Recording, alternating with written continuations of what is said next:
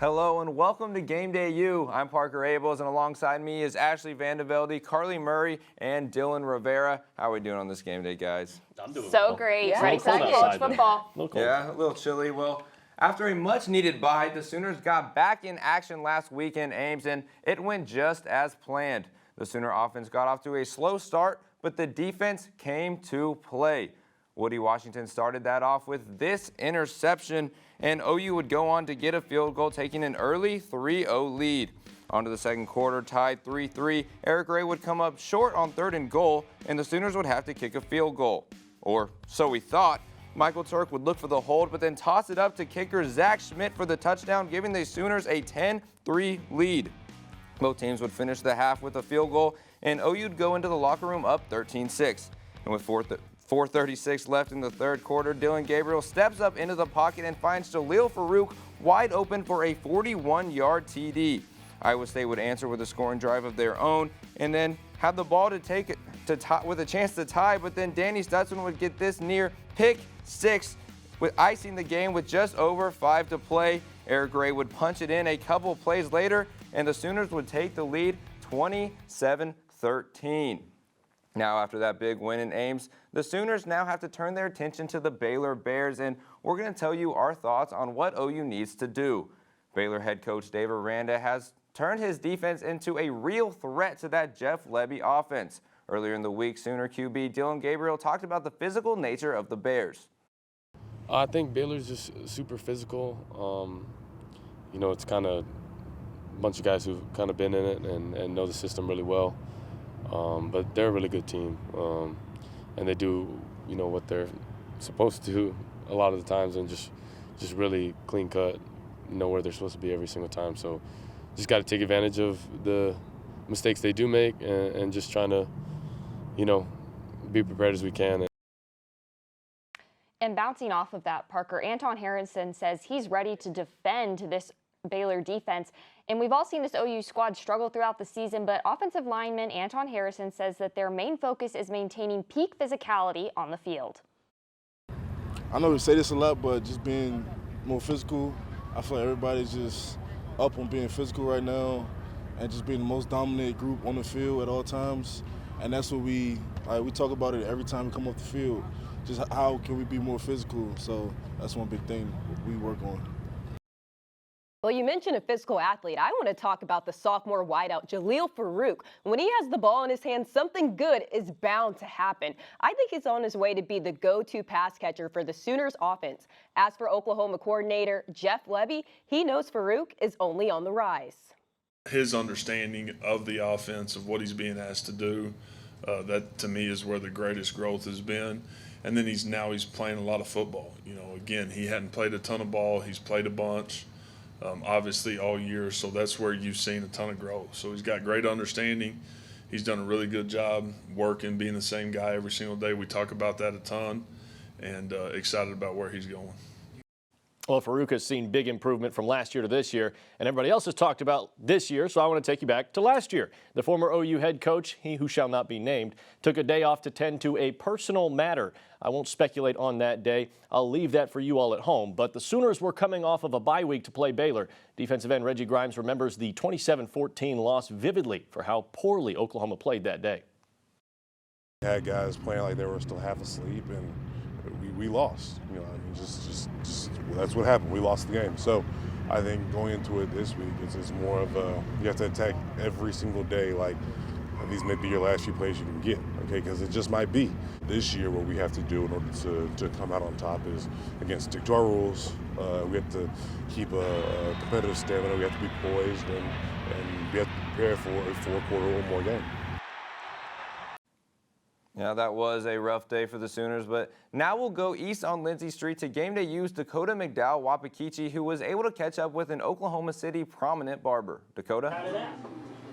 This week, I was able to talk with popular Oklahoma City barber Corey Sutter, better known as Scissorhands. Stick around for after the break. Game Day U will be right back.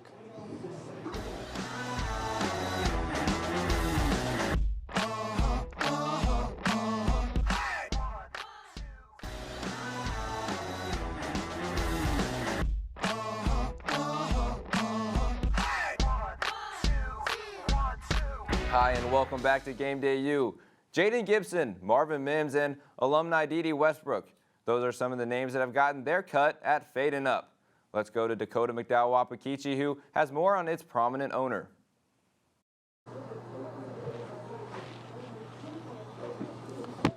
Yeah, Corey Sutter has owned Fading Up barbershops in the Oklahoma City Metro for 10 years. Not only has he cut the regulars who need that fresh fade before OU football games, but also OU football players. Here's more on this Norman and Oklahoma City Sooner-inspired business. Longtime Sooner fan Corey Sutter has been in love with the football program beginning with his days of growing up 109 miles away from the Palace on the Prairie in Atoka. Now Sutter runs his barbershop business Fading Up in the Oklahoma City Metro.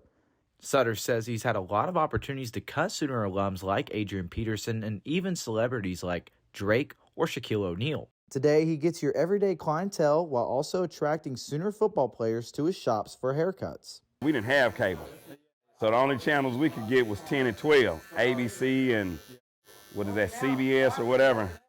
And so I had no choice but to see the Oklahoma Sooners. And Sutter's love for the Sooners runs deep as he is a longtime season ticket holder who loves his game days in Norman.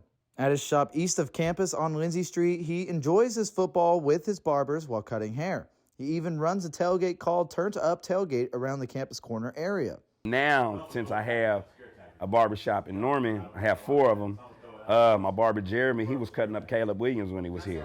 You know, my barber Boogie, he cuts up a lot of them, and a lot of the Sophie cuts up them. So it's a lot of them that cut since it's in Norman. He says his stores have tons of Sooner memorabilia because he is ride or die for the Sooners and hopes to see more people come by to meet him and his crew.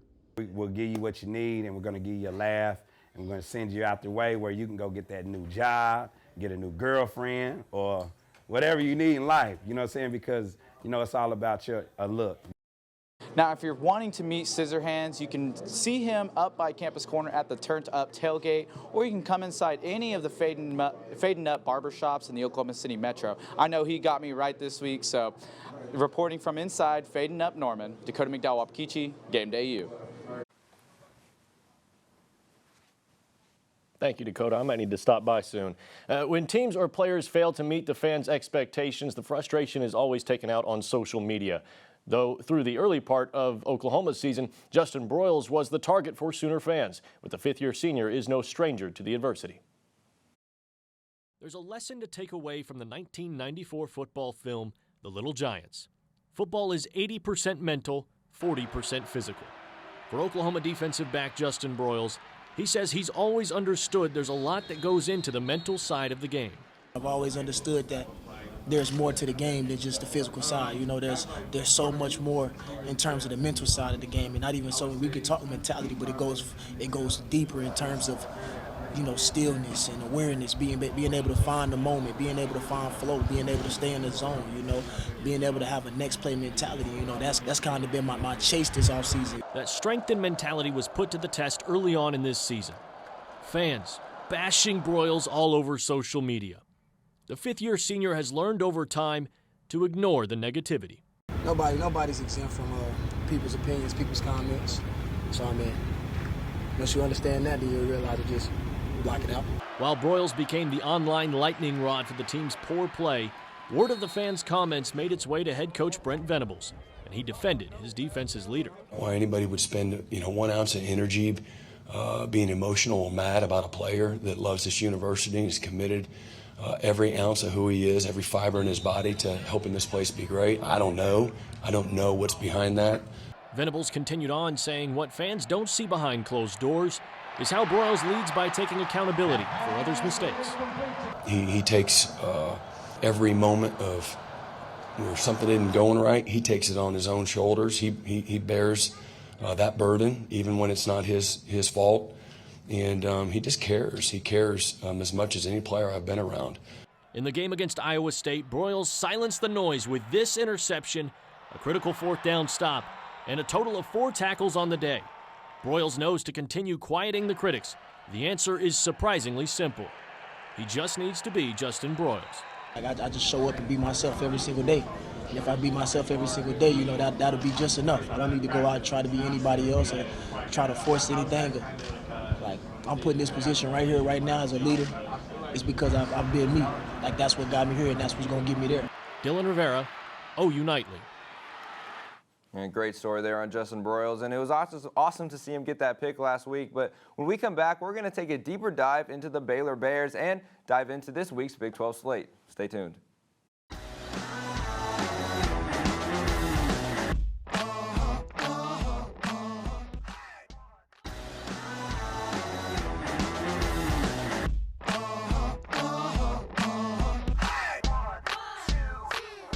Welcome back to Game Day U, and with the defending Big 12 champions coming into Norman, we're going to tell you a little bit more about the Sooners' opponent. Baylor and OU have a very similar season going on. They're preseason 1 and 2, but they're both 5-3, and a win today would be big for both programs. The last time OU wasn't ranked when playing Baylor was 2005 in the AP poll. Yeah, the Bears' defense is very similar to Iowa State. They want to eliminate big plays and make you earn it. Dave Aranda's game plan will make you work your way down the field and hope to stall you out in the red zone and make you kick a field goal. Yeah, it's a tough defense over there that Dave Aranda is running, but the history in this matchup, it's ugly. The two teams have played a total of 32 times. Oklahoma has won 28 of those games, so it's been definitely favoring the Sooners throughout history. I was actually able to cover the Bears this summer at Big 12 Media Days and found out a little bit about the Baylor quarterback competition. I'm here at AT&T Stadium, where earlier today, Dave Aranda talked a little bit about the Baylor quarterback situation. Blake Shapen beat out Gary Bohannon in spring ball this year and was named the starting quarterback for the Bears. Aranda said he had to go with the player he felt was better and not the one he had a better relationship with. And then I think, the competition between Blake and Gary, I thought was really strong. And the communication was, like I say, always wide open and ongoing. And just at the end of it, it just became apparent, especially with the spring game. I think that was a factor in it. But at the end of it, it just became apparent that Blake was our better passer.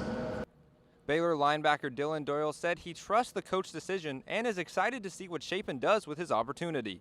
Excited for Blake to lead our team now. He really deserves the opportunity that he's gotten, and he's taken advantage of all of the opportunities that he's gotten this summer. And I'm just excited for him to carry that into the fall and continue to grow in his leadership capabilities and in his playing abilities. Blake Shapen led the Bears last season in the Big 12 championship against Oklahoma State and is hoping to do it again this season. From AT&T Stadium, I'm Parker Abels, OU Nightly. The Bears will be looking to get Shapen going today, but there's also a lot of other high-stake Big 12 games today. Texas is playing K-State, OSU is playing Kansas after the shutout last week, but I'm looking at the TCU versus Texas Tech game. Big noon kickoff will be there, and I want to see how much longer TCU can keep this going. And Tech has been up and down all year. If they have a good game, though, they have a chance to take down the 7th-ranked Horned Frogs. We'll see if TCU can take it all the way, Parker, but I have my eye on number 18 Oklahoma State at Kansas. I don't think anyone was expecting the Cowboys to get pummeled at Kansas State last weekend, 48-0, a shutout, but that's exactly what happened. KU has lost 3 in a row and is looking to potentially salvage their season, so it's time to see if this is the beginning of the end for Oklahoma State potentially. Yeah, the Texas Longhorns are heading up to Manhattan, Kansas, and this is going to be a good one. Last week, the Longhorns had a bye week, so they got lucky, and they got 2 weeks to prepare for this one. Will Howard and the Wildcats are obviously feeling really confident right now. They put up 4 TDs and shut out a good Oklahoma State team. But I'm wondering, can the K-State defense stop Quinn Ewers, Xavier Worthy, and Bijan Robertson and all their other skill players? We'll have to see. Well, who wants last place? Obviously nobody, but Iowa State and West Virginia are essentially playing for that spot this week. That can change down the line, obviously, but at the moment, that's the situation, and that could be an interesting game. Yeah, I'm excited to see who gets that one, but when we come back, we're going to break down the keys to a Sooner victory later today, so don't go anywhere.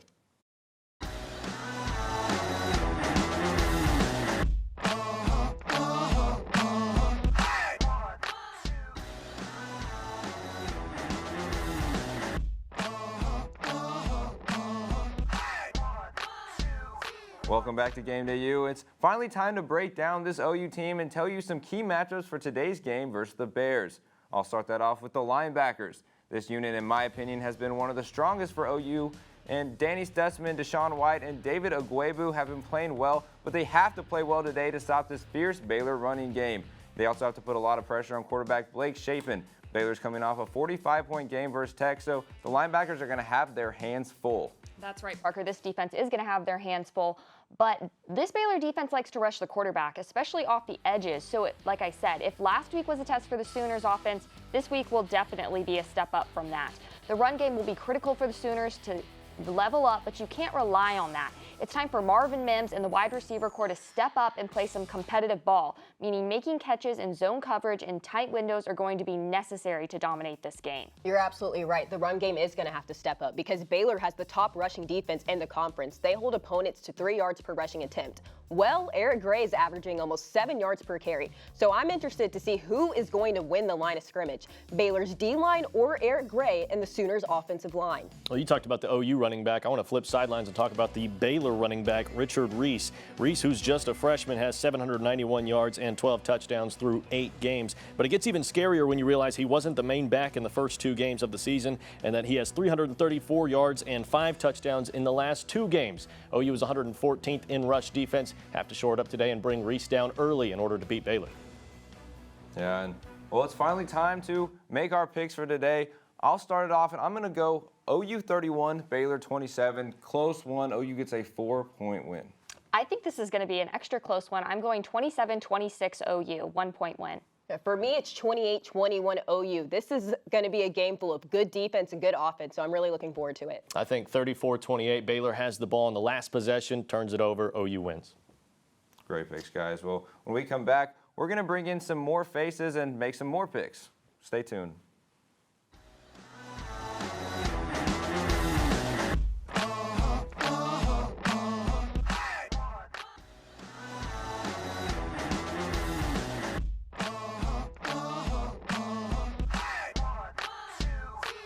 Welcome back to Game Day U. Ashley and I decided to stick around for pick'ems, but we also got a couple of new analysts here, Madeline Hunter and Jimmy Wicks. You guys ready to make some picks? Absolutely, ready to go. Always ready. All right, well, let's start with a ranked Big 12 matchup as the 24th ranked Longhorns travel to Manhattan to take on number 13 Kansas State. Ashley, let's start with you. In my mind, don't expect Texas to stay down for long. I think that even with the incredible game Kansas State had over Oklahoma State last weekend, Texas will be back after a bye week and ready to take on the Wildcats. Quinn Ewers will look better than he did against Oklahoma State and more in the phenom form we're used to seeing him. Yeah, I hope Quinn Ewers looks better than last week, but we have a quarterback controversy in Kansas. Will Howard or Adrian Martinez start against the Longhorns? Either way, coming off a massive win last week, I see Deuce Vaughn and company scoring a ton of points against a Texas defense who got exposed by Oklahoma State. I'm going to take the Wildcats in a close one.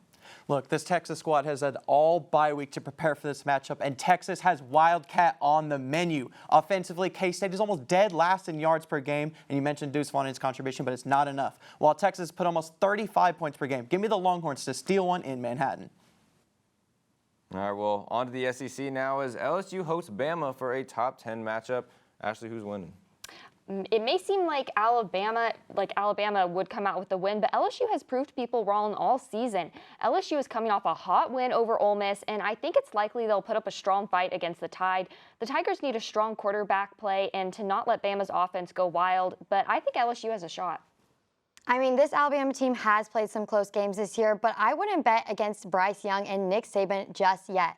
They're looking to get one step closer to another SEC championship appearance, and I think they'll get it. We saw it with Tennessee. LSU can be beaten in Death Valley, tied by 2 touchdowns. See, I'm going to disagree with you there. This is how LSU will deal with Bryce Young against, LSU will deal with Bryce Young against ranked teams. He averaged over 33.5 yards per game and 22 touchdowns. One player to watch is Jaden Daniels, who can cause trouble with the Tide. But Alabama hasn't lost in Baton Rouge since 2010, and it won't happen today.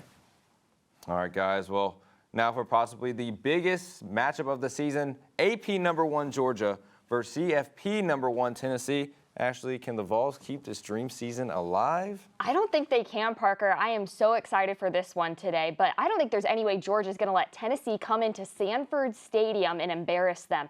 Georgia has been waiting all year for this moment, and I think they're ready to solidify their status defensively and take down Hendon Hooker. Yeah, Ashley, Hendon Hooker and Jalen Hyatt have been nothing short of remarkable this year. However, Georgia has one of the best defenses in the country, and the game is in Athens. Combining Georgia's physicality at the line with the expert pass coverage and the ability to slow down the game offensively, I'm going to take the Bulldogs by 10. Bulldogs by 10 is a little strong, but Tennessee has already slain a giant from Tuscaloosa, and they will do it again in Athens. The Vols have the best offense in the country with almost 50 points per game, and last time Tennessee played the number 3 squad in the country, like Georgia, they threw for 5 touchdowns and came home with the win. I think everybody remembers that one. Well, I'm agreeing with you, Jimmy. I'm going with the Vols all day. But lastly, the Bears are coming here to Norman for an all-important showdown with the Sooners. Ashley, you already made your pick. You can go a little more in detail, but who you got? I think the Sooners are going to take this one. I think they're going to continue to make strides and finish off the Bears in a close game. But it's going to take OU firing on all cylinders defensively and offensively to pull out the win. I agree, Ashley. This is an easy one for me. The Sooners look to get a 3rd straight win, and I see Dylan Gabriel and Marvin Mims showing out against a Baylor defense that is average at best. Look for Brent Venables' defense to get something going and contain Blake Shapen for a Sooner touchdown by a win. I'm going to roll with you guys on this one. The Sooners will have their work cut out for them with this Baylor run D. They're the best in the Big 12 in rush yards. They're really stingy up front, up the middle, outside. It's a real tough day. But on the flip side, Richard Reese provides the balance that with this Blake Shapen-led offense. But in the month of November, Oklahoma has won the last 24 out of their last 26 games. So give me the Sooners in this one. Well, that's an OU sweep for us. Love those picks, guys. Well, thanks for watching Game Day U. For Ashley Velde, Madeline Hunter, and Jimmy Wicks, I'm Parker Abels. Tune in next week where we'll be in Morgantown, West Virginia. Have a fun and safe game day.